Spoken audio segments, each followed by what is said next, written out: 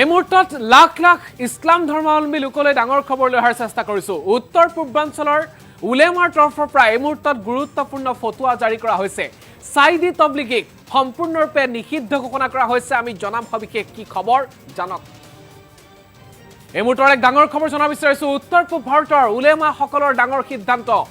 এই মুহূৰ্তত উলেমাৰ তৰফৰ পৰা ফটোৱা জাৰি কৰা হৈছে। নিষিদ্ধ ঘোষণা কৰা হৈছে চাইদি তবলিগী জামাতক। এক ডাঙৰ খবৰ লৈ অহাৰ চেষ্টা কৰিছোঁ ইছলাম ধৰ্মাৱলম্বী প্ৰতিগৰাকী লোকৰ বাবে। ফটোৱা জাৰি কৰা হৈছে উত্তৰ পূৰ্বাঞ্চলৰ উলেমাসকলৰ তৰফৰ পৰা। চাদি ইস্তেমাত যোৱাসকলৰ বিৰুদ্ধে ফটোৱা জাৰি কৰিছে উত্তৰ পূৰ্বাঞ্চল উলেমা সমাজে। অসম তথা উত্তৰ পূৰ্বাঞ্চলত হৈ থকা চাদি ইস্তেমাক লৈ এই মুহূৰ্তত এক ডাঙৰ ঘোষণা। কুৰাণৰ ভুল ব্যাখ্যা দিয়াৰ অভিযোগ তবলিগী জামাতৰ বিৰুদ্ধে আৰু চাইদি তবলিগী জামাতক নিষিদ্ধ ঘোষণা কৰা হৈছে। নবীসকলৰ বিৰুদ্ধেও বিতৰ্কিত মন্তব্য কৰাৰ অভিযোগ উত্থাপন হৈছে। উত্তৰ পূব ভাৰতৰ উলেমাসকলে ৰূপহী মাৰ্কাজত এই গুৰুত্বপূৰ্ণ সিদ্ধান্ত গ্ৰহণ কৰিছে। ৰূপহীত অনুষ্ঠিত হোৱা এক বিশেষ সভাতে এই ডাঙৰ সিদ্ধান্ত গ্ৰহণ কৰা হৈছে। ইছলাম ধৰ্মৰ এটা ডাঙৰ দল হৈছে তবলিগী জামাত। ইতিমধ্যে তবলিগী জামাতক নিষিদ্ধ ঘোষণা কৰিছে বিশ্বৰ বহু প্ৰান্তত আৰু চাইদি তবলিগী জামাতক এই মুহূৰ্তত নিষিদ্ধ ঘোষণা কৰা পৰিলক্ষিত হৈছে। ফটোৱা জাৰিৰ পিছতেই ৰাজ্যজুৰি সৃষ্টি হৈছে ব্যাপক প্ৰতিক্ৰিয়া। ৰূপহী মাৰ্কাজত এই গুৰুত্বপূৰ্ণ সিদ্ধান্ত গ্ৰহণ কৰা হৈছে। তবলিগী জামাত দিল্লী নিজামুদ্দিনৰ পৰা হৈ আহিছিল পৰিচালিত আৰু দিল্লীৰ নিজামুদ্দিনৰ পৰা পৰিচালিত হোৱা এই তবলিগী জামাতক নিষিদ্ধ ঘোষণা কৰা হৈছে। মৌলানা চাদৰ তবলিগক নিষিদ্ধ ঘোষণা কৰি এই ফটোৱা জাৰি কৰা হৈছে। তবলিগী জামাতত যোৱা সকল ইছলাম ধৰ্মৰ পৰা আঁতৰি যাব লাগিব। এক মুহূৰ্তত এক ডাঙৰ ঘোষণা আগবঢ়োৱা হৈছে। মৌলানা চাদৰ অনুসৰণ কৰি থকা সকলৰ বাবে জাৰি কৰা হৈছে এই ফটোৱা। ইছলাম ধৰ্মাৱলম্বী যিসকল লোক আছে সেইসকলে ইতিমধ্যে অনুমান কৰিব পাৰিছে। আমি এই মুহূৰ্তত এক ডাঙৰ খবৰ লৈ অহাৰ চেষ্টা কৰিছোঁ। উত্তৰ পূৰ্বাঞ্চলৰ উলেমাৰ তৰফৰ পৰা এক ডাঙৰ ঘোষণা আগবঢ়োৱা হৈছে, ফটোৱা জাৰি কৰা হৈছে। চাইদি তবলিগক সম্পূৰ্ণৰূপে নিষিদ্ধ ঘোষণা কৰা হৈছে। কি কথা কোৱা হৈছে আমি উল্লেখ কৰিব বিচাৰিম। আৰু ৰূপহী মাৰ্কাজতে গুৰুত্বপূৰ্ণ সিদ্ধান্ত গ্ৰহণ কৰা হৈছে। আমি ইতিমধ্যেই দৃশ্যাংশ দেখুৱাৰ চেষ্টা কৰিছোঁ। আপোনালোকে দেখিছে ৰূপহী থানা ৰোড আমলি চূড়া মকাম আৰু ইয়াতে অনুষ্ঠিত হৈছিল নগাঁও ৰূপহী হাটত অনুষ্ঠিত হোৱা এই বৃহৎ মাৰ্কাজত এই ডাঙৰ সিদ্ধান্ত গ্ৰহণ কৰা হৈছে। কি কৈছে তেওঁলোকে যে ইছলাম ধৰ্মৰ এটা ডাঙৰ দল হৈছে তবলিগী জামাত।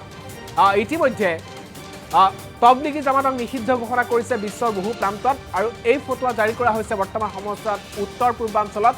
চাইদি তবলিগী জামাত নিষিদ্ধ ঘোষণা কৰা হৈছে। চাদি ইস্তেমাত যোৱাসকলৰ বিৰুদ্ধে ফটোৱা জাৰি কৰা হৈছে। কুৰাণৰ ভুল ব্যাখ্যা দিয়াৰ অভিযোগ উঠিছে তবলিগী জামাতৰ বিৰুদ্ধে। নবীসকলৰ বিৰুদ্ধেও বিতৰ্কিত মন্তব্য কৰাৰ গুৰুতৰ অভিযোগ উত্থাপন কৰা হৈছে আজিৰ দিনটোত ৰূপহী মাৰ্কাজত। আৰু ৰূপহী মাৰ্কাজৰ এই যি উলেমা সমাজ, এই উলেমা সমাজৰ তৰফৰ পৰা যি ধৰণৰ ফটোৱা, সেই ফটোৱাৰ অনুসৰি আমি জনাব বিচাৰিছোঁ যে দিল্লীৰ নিজামুদ্দিনৰ পৰা পৰিচালিত হোৱা তবলিগী জামাতক এই মুহূৰ্তত ডাঙৰ খবৰ, কিয়নো মৌলানা চাদৰ তবলিগক নিষিদ্ধ ঘোষণা কৰি এই ফটোৱা জাৰি কৰা হৈছে। তবলিগ জামাতত যোৱাসকল ইছলাম ধৰ্মৰ পৰা আঁতৰি যাব লাগিব। এক ডাঙৰ খবৰ, উলেমা সমাজৰ তৰফৰ পৰা এই ডাঙৰ ঘোষণা আগবঢ়োৱা হৈছে যে তবলিগ জামাতত যিসকল যাব সেইসকল লোক ইছলাম ধৰ্ম এৰিব লাগিব। এক ডাঙৰ তেওঁলোকে সিদ্ধান্ত গ্ৰহণ কৰিছে। মৌলানা চাদৰ অনুসৰণ কৰি থকা সকলৰ বাবে এই ফটোৱা জাৰি কৰা হৈছে। এই খবৰ আহিছে নগাঁৱৰ পৰা। নগাঁৱৰ ৰূপহীহাটত আজিৰ দিনটোত এনেধৰণে উলেমা সমাজৰ এক সভা অনুষ্ঠিত হয় আৰু উলেমা সমাজৰ এই সভাতেই যি ৰূপহী মাৰ্কাজত অনুষ্ঠিত এই যি সভা, এই সভাতে এই ডাঙৰ ঘোষণা আগবঢ়োৱা হৈছে যে এতিয়াৰে পৰা তবলিগ জামাতত যোৱাসকল ইছলাম ধৰ্মৰ পৰা আঁতৰি যাব লাগিব। মৌলানা চাদৰ অনুসৰণ কৰি থকা সকলৰ বাবে এই ফটোৱা জাৰি কৰা হৈছে। চাদি ইস্তেমাত যোৱাসকলৰ বিৰুদ্ধে ফটোৱা জাৰি কৰা হৈছে আৰু কুৰাণৰ ভুল ব্যাখ্যা দিয়াৰ অভিযোগ উত্থাপন হৈছে তবলিগ জামাতৰ বিৰুদ্ধে। নবীসকলৰ বিৰুদ্ধে বিতৰ্কিত মন্তব্য কৰাৰ অভিযোগ উত্থাপন হৈছে আৰু তাৰ পিছতেই উত্তৰ পূব ভাৰতৰ উলেমাসকলে নগাঁৱৰ ৰূপহীহাটৰ অনুষ্ঠিত ৰূপহী মাৰ্কাজত এই ডাঙৰ সিদ্ধান্ত লৈছে। আৰু এই মুহূৰ্তত ৰাজ্যবাসীৰ বাবে, ৰাজ্যৰ যিসকল ইছলাম ধৰ্মাৱলম্বী লোক আছে, উত্তৰ পূৰ্বাঞ্চলৰ যিসকল ইছলাম ধৰ্মাৱলম্বী লোক আছে সেইসকলৰ বাবে এক ডাঙৰ খবৰ জনোৱাৰ চেষ্টা কৰিছোঁ। এতিয়াৰ পৰা তবলিগ জামাতত যদি অংশগ্ৰহণ কৰে, চাইদি তবলিগত যদি যিসকলে অংশগ্ৰহণ কৰে সেইসকলে ইছলাম ধৰ্ম এৰি যাব লাগিব বুলি এক প্ৰকাৰ কঠোৰ বাক্য নিক্ষেপ কৰা পৰিলক্ষিত হৈছে। আমি এই মুহূৰ্তত এই খবৰটো প্ৰতিগৰাকী ইছলাম ধৰ্মাৱলম্বী লোকক উদ্দেশ্যি দিয়াৰ চেষ্টা কৰিলোঁ। মন্তব্য আছে। সাদ চাহেবে নিজে গুমৰাহ হৈ গৈছে, মানে পথভ্ৰষ্ট হৈছে, ইছলামৰ বাটৰ পৰা আঁতৰি গৈছে। আৰু যি কথা কয়, যি কোৰআন হাদিছৰ অপব্যাখ্যা কৰি থাকে আৰু নিজে মন গঢ়া মছলা ফতোৱা দি থাকে, এই গোটেইখিনি চিন্তা চৰ্চা কৰি সকলো ওলামা, পৃথিৱীত যিমান দাৰুল ইফতা আছে, ফতোৱা বিভাগ আছে, সকলো ওলামাই একমত হৈ ফতোৱা দিছে যে সি গুমৰাহ হৈ গৈছে, তেওঁ গুমৰাহ, পথভ্ৰষ্ট হৈছে। এতিয়া আমি তেওঁক অমুছলমান বুলিও ক'ব পাৰোঁ, যদিও সন্মানৰ খাতিৰে নকয়। গুমৰাহ শব্দ ব্যৱহাৰ কৰিছে, পথভ্ৰষ্ট শব্দ ব্যৱহাৰ কৰিছে, শব্দটো অলপ হালকা শব্দ ব্যৱহাৰ কৰিছে। আচলতে ইছলামৰ পৰা আঁতৰি গৈছে মানুহজন। গতিকে তেওঁৰ লগত কাম কৰা কেতিয়াও জায়েজ হ'ব নোৱাৰে। সেইটো আমি গোটেই আছামৰ ওলামাসকল একগোট হৈ ফতোৱা দিলোঁ আজি যে সাদ চাহাবৰ অধীনত আৰু সাদ চাহাবৰ অনুসাৰী মানুহৰ অধীনত কাম কৰা নাজায়েজ, তেওঁৰ লেকচাৰ শুনা নাজায়েজ, তেওঁৰ লেকচাৰ এক ঠাইৰ পৰা আন ঠাই প্ৰচাৰ কৰাটো নাজায়েজ। কিয়নো তেওঁৰ লেকচাৰ শুনিলে মানুহ গুমৰাহ হৈ যাব। এনে এনে কথা লেকচাৰৰ মাজত সোমাই দিয়ে যে সেই এটা কথা বিশ্বাস কৰিলে আমাৰ ইছলামী যিটো আকিদা আছে, ইমান আছে, ইমানে নষ্ট হৈ যাব। কাৰণ কোৰআন হাদিছৰ অপব্যাখ্যা কৰে, কোৰআন হাদিছৰ অপব্যাখ্যা কৰিলে সেইটো মুছলমান নাথাকে। লগতে আম্বিয়াসকলৰ ওপৰত অপবাদ দিয়ে। এনেকি আমাৰ আখিৰি নবী হজৰত মুহাম্মদ সাল্লাল্লাহু আলাইহি সাল্লাম যিয়ে হৈছে মানে সকলো পয়গম্বৰৰ চৰ্দাৰ, সাইয়্যিদুল আম্বিয়া বুলি কোৱা হয়, সাইয়্যিদুল মুৰসালিন, সাইয়্যিদুল আম্বিয়া, তেখেতৰ ওপৰও অপবাদ আৰোপ কৰিছে, ভুল ধৰিছে। যি মানুহে কোনো নবীৰ ভুল ধৰে, নবীৰ সমালোচনা কৰে, ৰাছুলৰ সমালোচনা কৰে, একদম সি মুছলমান থাকিব নোৱাৰে, সি ইমানৰ পৰা ওলাই যায়, ইছলামৰ পৰা ওলাই যায়। গতিকে সি ওলাই গৈছে, কিন্তু আমি ফতোৱা দিয়া নাই। ওলাই গৈছে দিনৰ পৰা, কিন্তু আমি ফতোৱা দিয়া নাই। ইস্তেমা কৰি আছে, যি মানুহে ইছলাম মানিব, ইছলামক ভাল পায়, ইছলাম প্ৰেমিক সকলে তাতে নাযাব। কিন্তু কিছুমান মানুহ যাব, তেওঁৰ ভক্ত, অন্ধভক্ত আছে নহয়, অন্ধভক্তবিলাক যাব তেওঁৰ ইস্তেমায়। কিন্তু আমাৰ দায়িত্ব আমি আদায় কৰি দিছোঁ। আমি ওলামা হিচাপে আমাৰ ওপৰত এটা দায়িত্ব আছে। দায়িত্ব হৈছে কি? সৰল পথ দেখাই দিয়া আৰু বিপথৰ পৰা মানুহক বাধা দিয়া। আমি বাধা দিছোঁ আৰু সৰল পথ যিটো, সেইটো আমি বাতাই দিছোঁ যে যদি আপোনালোকে দাৱতৰ কাম কৰে, ওলামাসকলৰ লগত পৰামৰ্শ কৰি কাম কৰিব, সাদৰ অধীনত নহয়। ওলামাসকল আছে নহয়, গোটেই পৃথিৱীততো ওলামা আছে, এই ওলামাসকলৰ পৰাতো আমি মানা কৰা নাই। ওলামাৰ লগত পৰামৰ্শ কৰি আপোনালোকে কাম কৰিব। ইস্তেমা ওলামাসকলৰ লগত পৰামৰ্শ কৰি কৰিব। আলমেশ্বৰৰ ইস্তেমা হৈ আছে কচুৱাত। এই কচুৱাততো কোনো আপত্তি নাই, ইয়াতে কোনো আলিমৰ আপত্তি নাই, ফতোৱাৰ ফালেদি কোনো আপত্তি নাই। একদম ভাল ইস্তেমা, সুন্নতি ইস্তেমা এইটো ইস্তেমাত গ'লে ভাল হ'ব, নাজাতৰ ব্যৱস্থা হ'ব। কিন্তু সাদ চাহাবৰ অধীনত যি ইস্তেমা হৈ আছে বেলেগ ঠাইত, সেইটো ইস্তেমাত যোৱা মানে নাজায়েজ কামৰ সহায় কৰা, পাপ কামৰ সহায় কৰা হয়। এইটো বহুত ৰাজ্যত বয়কট কৰা হৈছে, বিহাৰত কৰা হৈছে, তাৰপিছত কৰ্ণাটকত কৰা হৈছে, গুজৰাটত কৰা হৈছে, বহুত ঠাইত কৰা হৈছে, কাশ্মীৰত কৰা হৈছে, লগতে বিভিন্ন দেশতো কৰা হৈছে, আপোনালোকে গম পায়। বাংলা দুটা ভাগত নহয়, মানে বাংলাদেশৰ কথা হৈছে কি, আমাৰ আলেম উলামা সকলৰ ওপৰত তেওঁলোকে ৰাতি মানে হামলা কৰি খুন কৰিছে, কিছুমান মানুহক মাৰ্ডাৰ কৰিছে, তেওঁলোক মাৰ্ডাৰকাৰী হয়। কিছুমান মানুহ আমাৰ ইস্তেমাৰ কাম কৰি গোটেই দিন কাম কৰিছে আৰু ৰাতি অলপ ভাগাৰ লাগিছে, টোপনি গৈছে, সেই টোপনি যোৱা অৱস্থাত ৰাতি 2টা-3টাত মানে এই ৱাল ভাঙি তেওঁলোক সোমাই সেই ঘুমন্ত মানুহক মাৰিছে, কোবাইছে। এই বৰ্তমান গোটেই পৃথিৱীত দাৱাত আৰু তবলিগৰ সন্দৰ্ভত এটা মতভেদ চলি আছে আৰু দেখা দেখি তবলিগ দুই ভাগত বিভক্ত হৈ গৈছে। সেয়েহে আজি গোটেই অসমৰ বৰেণ্য ওলামাসকল এই ৰূপহী থানাৰ মছজিদত গোট খাইছে। এই সন্দৰ্ভত এটা কোৰআন হাদিছৰ ভিত্তিত স্থায়ী সিদ্ধান্ত লোৱাৰ বাবে। গতিকে গোটেই অসমৰ মুখ্য আৰু বৰেণ্য মুফতি চাহেবনসকল, ওলামাসকল আৰু শ্বেইখুল হাদিছসকল আৰু বিভিন্ন স্তৰৰ মুফতিসকল ওলামাসকল গোট খাই কোৰআন হাদিসেৰ ভিত্তিত একটা ফয়সলা লৈছে যে মৌলানা সাদ দিল্লী মৰকজৰ জিম্মেদাৰ মৌলানা সাদ সাহেব তেখেত কোৰআন হাদিসেৰ ভুল ব্যাখ্যা কৰে আৰু নবীসকলৰ শানত বিয়াদবি কৰে মছলমাছল বহুতো ভুল ব্যাখ্যা কৰিছে লগতে একমাত্ৰ এই তবলিগ কৰিলেহে মানুহে জাহান্নামৰ পৰা মুক্তি পাব আৰু তবলিগৰ বাহিৰে আৰু কোনো নেক কাম কৰি জাহান্নামৰ পৰা মুক্তি নাপাব বুলি তেওঁ 100 বাৰ আল্লাহৰ কসম খাই গোটেই বিশ্ববাসী জনাই দিছে এইখিনি কথা শুনি আমাৰ উলামাসকল চিন্তিত হ'ল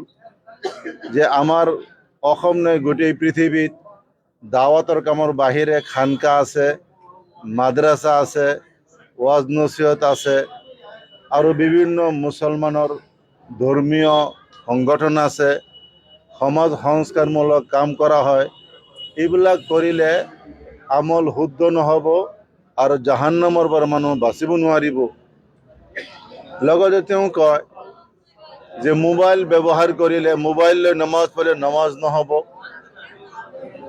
আৰু কয় যে আপোনাৰ পেণ্টৰ পকেটতে হওক চাৰ্টৰ পকেটতে হওক ৰাখি নামাজ পঢ়িলে যে কোনোবাই আলিমে কয় নামাজ শুদ্ধ হ'ব তেওঁ মূৰ্খ হয় তেওঁ লগতে কয় টাইট পিট আপোনাৰ চাৰ্ট লং পেণ্ট এইবিলাক পিন্ধি নামাজ পঢ়িলে আল্লাহৰ কসম নামাজ নহ'ব এইখিনি কথা ওলামায়ে কেৰামে চিন্তা চৰ্চা কৰি এটা সিদ্ধান্ত লৈছে এইবিলাক কথা শৰীয়তৰ বহিৰ্ভূত হয় কোৰআন হাদিসেৰ বিৰোধী হয় সেয়েহে তেওঁ আসল শুদ্ধ ৰাস্তাৰ পৰা পালৰি কাটিছে তেওঁ বৰ্তমান ভুল ৰাস্তাত চলি আছে তেওঁক বাৰ বাৰ গোটেই ভাৰতৰ উলামাসকলে বুজাইছে কাৰো বুজ নলয় অৱশেষত দাৰুল দেওবন্দে এটাকৈ 3টা ফতোৱা আৰোপ কৰিছে কোনো ফটো কেৰেপি নকৰে সেয়েহে আজি অসমৰ উলামাসকলে সিদ্ধান্ত লৈছে যে কোৰআন হাদিসেৰ ভিত্তিত তেওঁ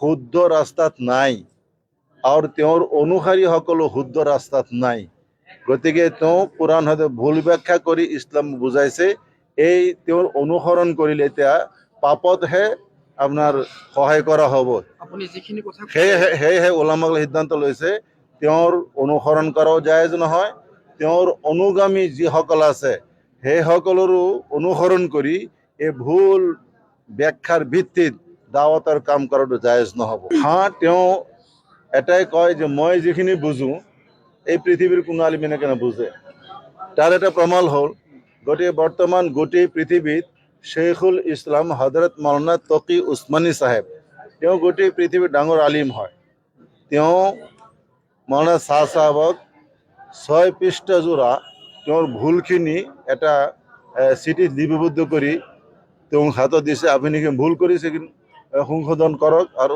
শুধৰক তেওঁ তাৰ উত্তৰ দিছে যে মই যিখিনি কথা কওঁ শেখুল ইছলাম ৰহমতুল্লাহ দামাত বাৰাকাতুম মোৰ কথাৰ অৰ্থ তেওঁ ভালকে বুজাই নাই যেহেতু আজি আলিম সমাজ একগোট হৈছে আপোনালোকে কি সিদ্ধান্ত লৈছে এই ক্ষেত্ৰত আমি সিদ্ধান্ত লৈছোঁ মৌলানা শাহ সাহেব যেতিয়ালৈকে শুদ্ধ ৰাস্তাত নাহিব তেতিয়ালৈকে তেওঁৰ অনুসৰণ কৰি দাওয়াতৰ কাম কৰা জায়েজ নহয় আৰু তেওঁৰ অনুসৰণ কৰা যিমান মানুহ আছে অসম বা ভাৰত বা পৃথিৱীৰ বুকত তেওঁলোকৰ অনুসৰণ কৰিও এই দাওয়াতৰ কাম কৰিব নোৱাৰি এইটো শৰীয়ত মতে নিষেধ গোটেই পৃথিৱীৰ ইছলাম ধৰ্মী লোকসকলক আহ্বান জনাম যে মৌলানা শাহ সাহেব সংশোধন নোহোৱালৈকে তওবা নকৰালৈকে আৰু শুদ্ধ ৰাস্তাত নহালৈকে তেওঁৰ লগত তবলিগ বা যিকোনো ধৰ্মৰ কাম কৰাটো নিষিদ্ধ মোৰ জনামতে তেওঁ 2015 চনৰ পৰা আজি 9 বছৰ হৈ গ'ল তেওঁ বুজাইছে দাৰুল দেওবন্দে বহুত বুজাইছে বুজোৱাৰ পিছত 2016 চনতে তেওঁৰ ওপৰত ফতোৱা আৰোপ কৰিছে তেওঁ ভুল ৰাস্তাত চলি আছে 2016 চনতে কিন্তু আমি অসমৰ মানুহ আমি গম পাইছোঁ 2022 চনত অসমত এই ফিতনাটো আহিছে 22 চনত অহাৰ পিছত আমাৰ চকু খুলিছে তাৰপিছত আমি নিজে বুজিছোঁ আৰু গোটেই উম্মতে বুজাই আছোঁ যে তেওঁ শুদ্ধ নোহোৱালৈকে তেওঁৰ লগত কাম কৰিব নোৱাৰে এইটো আহ্বান জনাইছোঁ দাওয়াত ও তবলিগৰ কামটো মশ্বৰাৰ ভিত্তিত হয় পৰামৰ্শ কৰিহে হয় আৰু এইটো আলমী কাম গোটেই বিশ্বৰ এক সময়ত 12জন বিশ্বৰ মেম্বাৰ আছিলে চুৰা কমিটিত, তেওঁলোকে পৰামৰ্শ কৰিহে যিটো সিদ্ধান্ত হৈছে সেইটো কাম কৰিছিলে।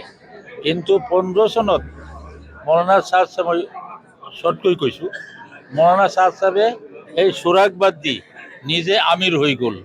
আগতে এনেকুৱা আমিৰৰ ব্যৱস্থা নাছিলে, পৰামৰ্শ কৰিহে কাম কৰা হৈছিল গোটেই বিশ্বত।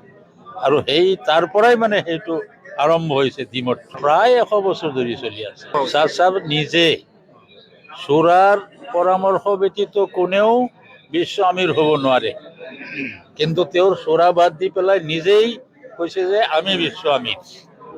এই তাৰ পৰাই মানে এইটো এখতলাফটো মানে আৰম্ভ হ'ল। দেওবন্দৰ ৰায়টো গোটেই বিশ্বই মানিছে, কিন্তু তেওঁ এতিয়ালৈকে মানা নাই। তেওঁক বহুবাৰ দেওবন্দত মতা হৈছে যে আপোনাৰ ওপৰত এইবিলাক প্ৰব্লেম আছে, গতিকে আপুনি আমাৰ ইয়াত আহকচোন, কাৰণ দাৰুণ দেওবন্দ হ'ল বিশ্বৰ কেন্দ্ৰ এইটো, কিন্তু তেওঁ যোৱা নাই আৰু ৰুজুও কৰা নাই। আকৌ সেইবিলাক কথাই কৈ আছে, যিটো কোৰাণ হাদিছ কৈছে তেখেতসকলে, কোৰাণ হাদিছৰ অপব্যাখ্যা নিজস্ব ৰায় কোৰাণত নচলে। কোৰাণ হাদিছ চাহাবাসকলৰ যিটো ৰায় আছে সেইটোতহে হ'ব লাগিব। অপমান কৰিছে। কোৰাণ হাদিছৰ অপমান কৰিছে। সবাতোকৈ ডাঙৰ কথাটো হৈছে সবাতোকৈ ডাঙৰ কথাটো হৈছে তেখেতে কৈছে যে আল্লাহ হেদায়তৰ মালিক নহয়। কিন্তু কোৰাণত আহিছে ইন্নাল্লাহ ইয়াহদি মান ইয়াশাউ ইলা সিৰাতিন মুস্তাকিম। আল্লাহ মানুহক হেদায়ত কৰে, কোনেও কৰিব নোৱাৰে। তেওঁ এইটোৰ উল্টা কৰিছে। শৰীয়তটো নিজামুদ্দিনৰ মাৰ্কজৰ মাতাহাত নচলে, ইছলাম আৰু শৰীয়তৰ কোৰাণ আৰু হাদিছৰ মতে চলিব। গতিকে মই ব্যক্তিগত যদি কিবা মতবাদ কৰি দিওঁ, এইটো ইছলাম নহ'ব নহয়। ঠিক ছাদ চাহাবে তেনেকৈ কৰি আছে। যি আজি আমাৰ যিটো মানে গোটেই অসমত 8টা জিলাৰ মানুহ, 25খন জিলাৰ মানে যিসকল মানে বৰেণ্য ওলামা, শ্বেখুল হাদিছ, মুফতি, মুহাদ্দিছ, তেওঁলোক আজি জমা হৈ পেলাই আমি এইটো সিদ্ধান্ত কৰিছোঁ, এটা ফতোৱা আমি জাৰি কৰিছোঁ। সেইটো যে মৌলানা ছাদ চাহাব দাৰুল উলুম দেওবন্দৰ যিটো ফতোৱা, এই ফতোৱা মতে তেখেত গুমৰাহ, পথভ্ৰষ্ট, গতিকে তেওঁৰ অনুসৰণ কৰি দাৱাত তবলিগৰ কাম কৰা নহ'ব, তেখেতক আমি বয়কট কৰিছোঁ।